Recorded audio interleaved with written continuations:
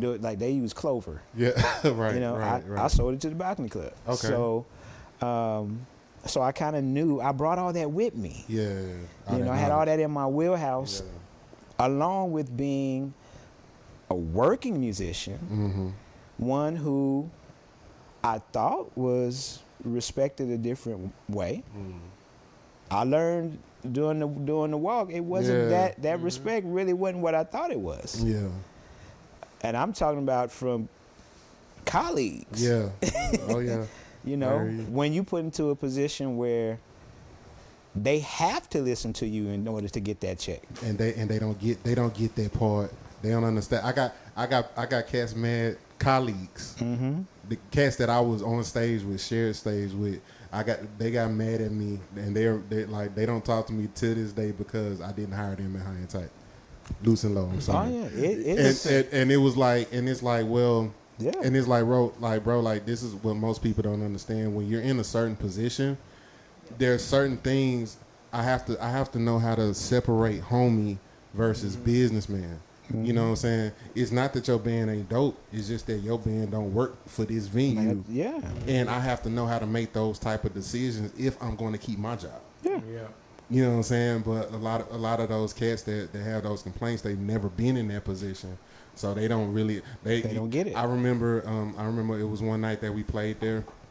We played at the Freeman, and 2:00 hit. Band, thank you, good night. We packing up.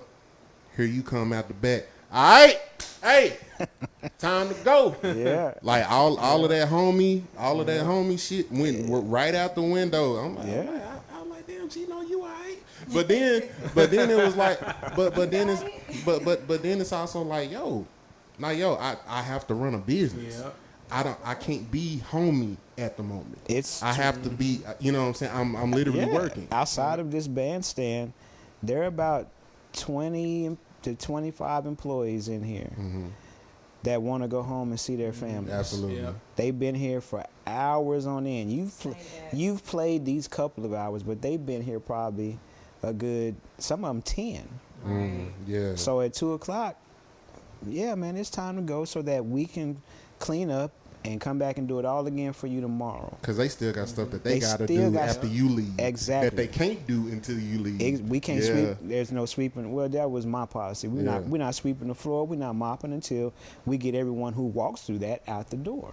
It's a whole process. Then you got to think of, liabilities, insurance liabilities. Somebody slips and fall while you cleaning up around them.